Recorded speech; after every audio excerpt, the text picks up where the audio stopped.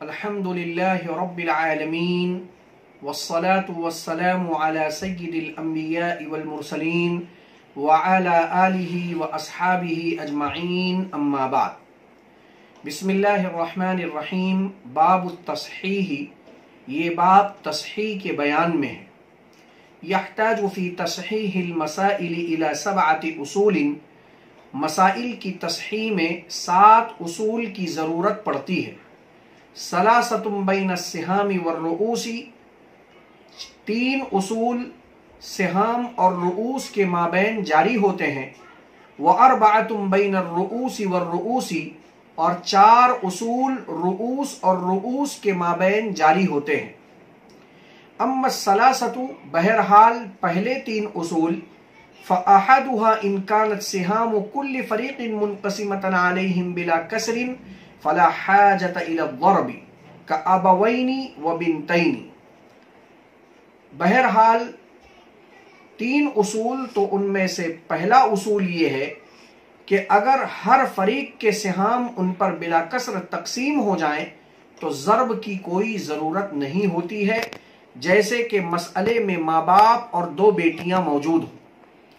والثانی ان انکسر علی طائفۃ واحدۃ، اور دوسرا اصول یہ ہے کہ اگر ایک طائفے پر کسر واقع ہو، ولکن بین سہامہم ورؤوسہم موافقۃ، لیکن ان کے رؤوس اور سہام کے مابین نسبت توافق ہو، فیضرب وفق عدد رؤوس من انکسرت علیہم السہام فی اصل المسألۃ وعولها ان کانت عائلۃ، تو اس فریق کے رؤوس کے عدد وفق کو ضرب دیا جائے جس پر سہام ٹوٹ رہے ہوں، اصل مسئلہ میں یا مسئلے کے اول میں اگر مسئلہ عائلہ ہو، کأبوین وعشر بنات، جیسے کہ مسئلے میں ماں باپ اور 10 بیٹیاں ہوں، او زوج و ابوین و 6 بنات، یا شوہر ماں باپ اور 6 بیٹیاں ہوں۔ والثالث الا تکون بین سہامہم و رؤوسہم موافقۃ، اور تیسرا اصول یہ ہے کہ ان کے سہام اور رؤوس کے مابین نسبت توافق نہ ہو، فیضرب کل عدد رؤوس من انکسرت علیہم السہام فی اصل المسألۃ وعولها ان کانت عائلۃ، چنانچہ اس فریق کے عدد رؤوس کے کل کو ضرب دیا جائے گا جن پر سہام ٹوٹ رہے ہوں اصل مسئلہ میں، اور مسئلے کے اول میں اگر مسئلہ عائلہ ہو، کأبن و ام و 5 بنات، جیسے کہ ماں باپ اور 5 بیٹیاں، او زوج و 5 اخوات لأب و ام، یا شوہر اور 5 بہنیں۔ عزیز طلبہ، باب التصحیح سے متعلق سب سے پہلی بحث باب تصحیح کی اہمیت۔ یاد رکھیں، باب میراث میں تصحیح کا باب بڑی اہمیت کا حامل ہے، کیونکہ تقسیم ترکہ میں، تقسیم میراث میں بسا اوقات ایسی صورت پیش آ جاتی ہے کہ ایک فریق یا کئی فریق پر جو سہام ہم تقسیم کر رہے ہیں ان کے رؤوس پر برابر تقسیم نہیں ہو پاتے، بلکہ کسر واقع ہو جاتی ہے۔ اس کسر کو دور کرنے کے لیے تصحیح کی ضرورت پڑتی ہے۔ اس وجہ سے تصحیح کے باب میراث میں بڑی اہمیت ہے، جسے بہت ہی زیادہ توجہ کے ساتھ میں حاصل کرنا چاہیے، اس کو سننا چاہیے، اس کی تمرین اور مشق کر کے اس میں مہارت حاصل کرنا چاہیے، تاکہ باب میراث میں سنگین غلطیوں سے بچا جا سکے۔ دوسری بحث ہمیں کرنی ہے تصحیح کے لغوی و اصطلاحی معنی۔ لغتاً تصحیح کہتے ہیں درست کرنے کو، ازالہ مرض کو، اور اصطلاح میراث میں تصحیح کہا جاتا ہے رفع کسر کو۔ مسئلے میں جو کسر واقع ہوا ہے، جو ٹوٹ واقع ہوئی ہے، اس کو دور کرنا اور عدد صحیح کے اندر تقسیم کرنے کا نام تصحیح ہے۔ تیسری بحث تصحیح کے چند اصطلاحی الفاظ کی تشریح۔ باب تصحیح کے اندر چند اصطلاحی الفاظ بار بار استعمال ہوں گے، لہٰذا ضروری ہے کہ ان اصطلاحات کو پہلے سمجھ لیا جائے تاکہ جب اصول تصحیح کو سمجھایا جائے تو اس کا سمجھنا آسان ہو۔ سب سے پہلی اصطلاح سہام ہے، جس کا واحد سہم ہے۔ اس سے مراد وہ حصہ ہے جو مخرج مسئلہ سے ہر وارث کو ملتا ہے یا تصحیح مسئلہ سے ملتا ہے۔ نمبر 2 پر رؤوس، جو رأسن کی جمع ہے۔ ایک فریق کے کئی افراد جو ہوتے ہیں، جیسے 5 بنات، تو ان کو کہیں گے ہم 5 رؤوس ہیں۔ ہر بنت ایک الگ رأس ہے، تو افراد وارثین کو رؤوس سے تعبیر کیا جاتا ہے۔ اسی طریقے سے طائفہ، گروہ، اس کو فریق بھی کہا جاتا ہے، یعنی مسئلے کے اندر جو طائفہ آتے ہیں، جیسے مثال کے طور پر 5 بنات، 5 ابن، یا اسی طریقے سے 5 اخوات، تو یہ 5 بنت کا مل کر یہ ایک الگ طائفہ ہے۔ اسی طرح 5 اخوات یہ الگ طائفہ ہے۔ تو ہر وارث کے متعدد افراد کو طائفہ سے تعبیر کیا جاتا ہے، گروہ سے تعبیر کیا جاتا ہے، فریق سے تعبیر کیا جاتا ہے۔ اسی طریقے سے مضروب وہ عدد جس کو اصل مسئلہ میں ضرب دیا جائے۔ اصول تصحیح کے پیش نظر جب سہام اور رؤوس کے مابین یا رؤوس اور رؤوس کے مابین نسبت کو دیکھ کر جو عدد نکالا جاتا ہے، اس عدد کو لے کر جب اصل مسئلہ میں ضرب دیا جاتا ہے تو اس عدد کو عدد مضروب کہا جاتا ہے۔ اسی طریقے سے ہے مبلغ، یعنی عدد مضروب کو جب اصل مسئلہ یا مسئلہ اول میں ہم ضرب دیتے ہیں، جو حاصل ضرب نکلتا ہے اس کو کہا جاتا ہے مبلغ۔ اسی طریقے سے کسر کا مطلب یہ ہے کہ ایک طائفے کو جو سہام ملے ہیں وہ سہام اس طائفے پر بلا کسر تقسیم نہ ہو سکے۔ اس کو بہت آسان انداز میں سمجھاتا ہوں۔ مثلا 5 بنات ہیں اور ان کو ملنے والے سہام 4 ہیں۔ ظاہر سی بات ہے یہ 4 5 پر بلا کسر تقسیم نہیں ہوگا، یعنی بلا کسر تقسیم نہ ہونے کا مطلب یہ ہے کہ 4 کو جب 5 پر تقسیم کیا جائے گا تو اس میں روپیے کے ساتھ میں پیسے بھی بنیں گے۔ 54 58 12 یہ جو ہے یہ کسر ہے، اور 1 روپیہ یہ گویا کہ عدد صحیح ہے، اور عدد صحیح کے ساتھ میں تقسیم ہونے کا نام تصحیح ہے۔ بہرحال یہ آپ حضرات کے سامنے ضروری اصطلاحات میں نے ذکر کر دی۔ انشاءاللہ جب ہم مسئلے کے ساتھ میں اصول کو سمجھیں گے اور اس پر تمرین کریں گے تو وہاں پر یہ مزید واضح ہو جائے گا۔ اب ہم بحث رابع کے طور پر تصحیح کے اصول 7 کی طرف چلتے ہیں۔ یاد رکھیں تصحیح میں 7 اصول ہیں۔ ان 7 اصول کی تقسیم کو بہت آسان انداز میں آپ سمجھ لیجئے کہ اس کو مصنف علیہ الرحمہ نے 2 پارٹ میں تقسیم کیا ہے۔ ثلاثۃ بین الرؤوس والسہام، 3 اصول سہام اور رؤوس کے مابین جاری ہوتے ہیں۔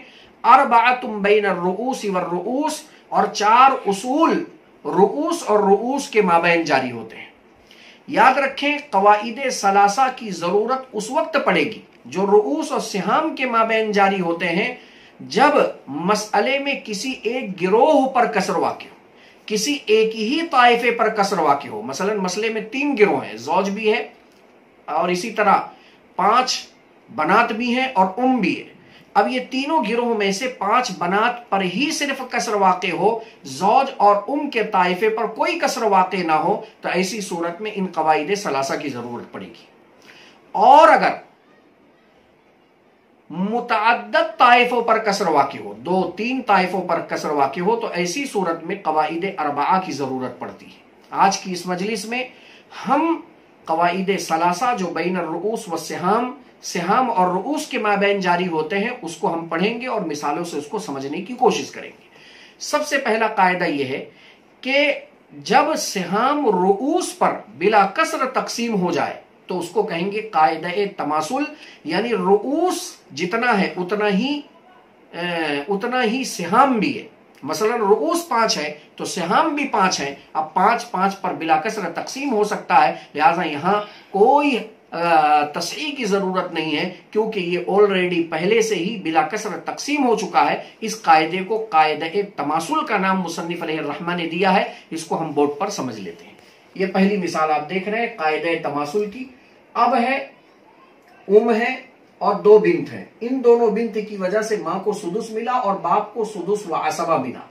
ظاہر سی بات ہے مسئلے میں 2 سدس اور 1 سلوسان جمع ہو گئے، یہ تینوں ایک ہی لائن کے ہیں، سدس اور یہ سلوسان یہ دونوں ایک ہی لائن کے ہیں، لہٰذا سدس کے ہم نام عدد 6 سے مسئلہ بنا، 6 کا سدس 1 وہ ہم نے باپ کو دے دیا، اور 6 کا سدس 1 وہ ماں کو دے دیا، اور 6 کا سلوسان یہ 4 2 بنت کو دے دیا۔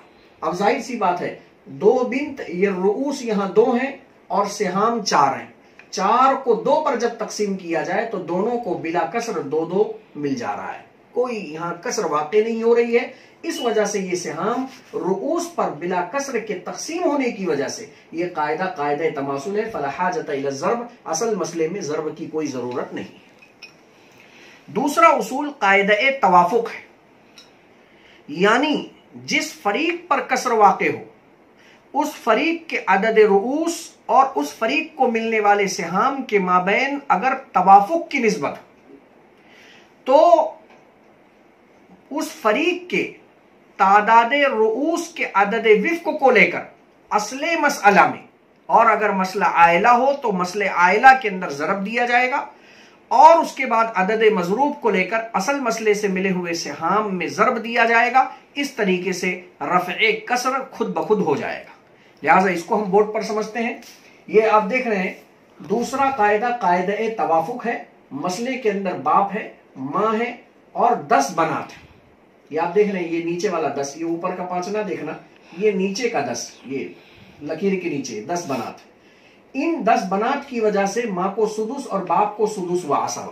ظاہر سی بات ہے مسئلے کے اندر سدس اور سلوسان ایک ہی لائن کے جمع ہیں، مخارج الفروض کے قاعدہ نمبر 2 کی روشنی میں یہاں مسئلہ 6 سے بن گیا۔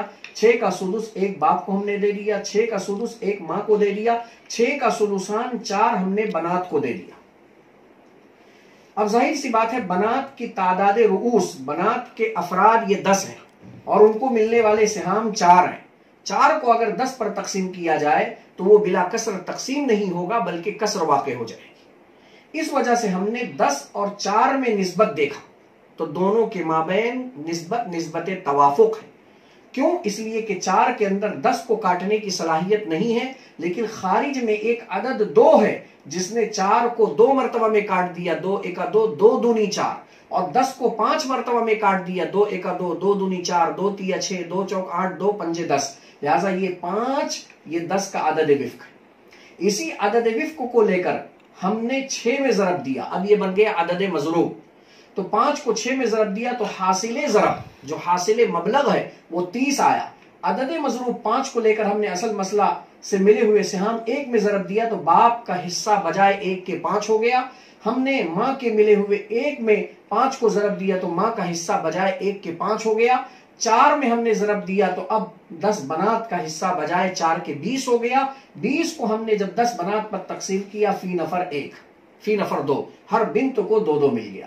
اب آپ دیکھ رہے ہیں 20 اور 5 25، 25 اور 5 30، یہ حاصل پلس 30 ہے اور مسئلہ بھی 30 سے بن رہا ہے، لہٰذا جتنے سے مسئلہ بن رہا ہے اتنا نیچے تقسیم ہو گیا ہے۔ فائدہ یہ ہوا کہ یہ جو کسر ہے وہ اب کسر ختم ہو گیا۔ یہ آپ کے سامنے قاعدہ توافق ہم نے ذکر کر دیا۔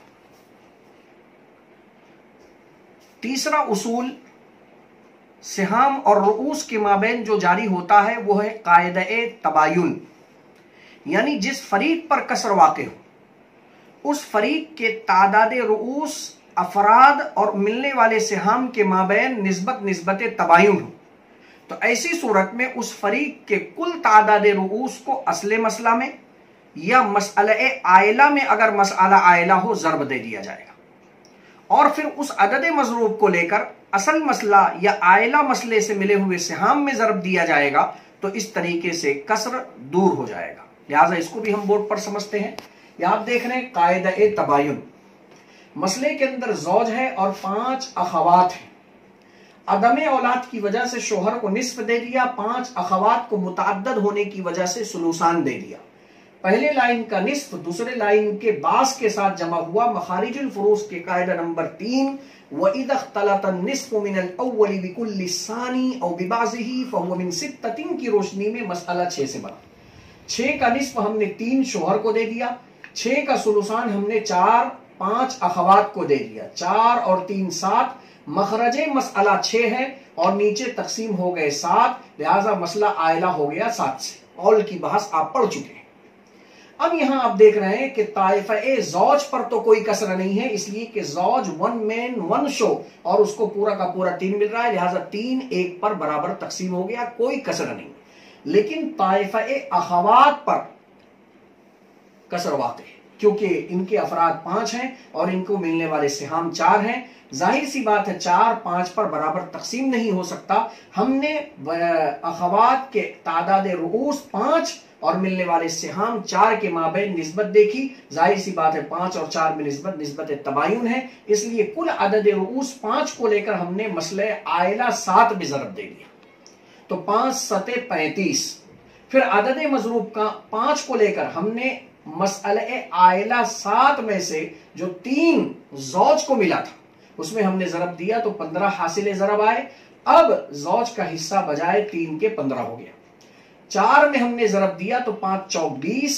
اب طائفہ اخوات کا حصہ بجائے 4 کے 20 ہو گیا۔ ظاہر سی بات ہے 20 کو ہم 5 پر تقسیم کریں گے تو فی نفر ہر اخت کا حصہ 2 2 آئے گا۔ اس طریقے سے جو کسر واقع ہو رہی تھی وہ ختم ہو گئی۔ آپ دیکھ رہے ہیں 15 اور 20 35، یہ 35 برابر تقسیم ہو گیا، 35 سے تصحیح ہوئی تھی وہ مکمل تقسیم ہو گیا۔ عزیز طلبہ، آج کی اس مجلس میں قواعد تصحیح میں سے ہم نے قواعد ثلاثہ جو بین الرؤوس والسہام جاری ہوتے ہیں وہ آپ کے سامنے مکمل طور پر پیش کر دیا۔ آپ سے درخواست ہے، گزارش ہے کہ یہ قواعد اپنے اعتبار سے اس کو حفظ کریں، یاد کریں اور کاپیوں پر مشق کریں، تمرین کریں تاکہ وہ مستحضر فی الذہن ہو جائے۔ اور انشاءاللہ اس سے متعلق دوسری چند بحثیں ہیں جو آئندہ مجلس میں آئے گی، اور اس کے بعد قواعد اربعہ کی طرف ہم آئیں گے۔ اکتفی علی ھذا القدر۔ السلام علیکم ورحمۃ اللہ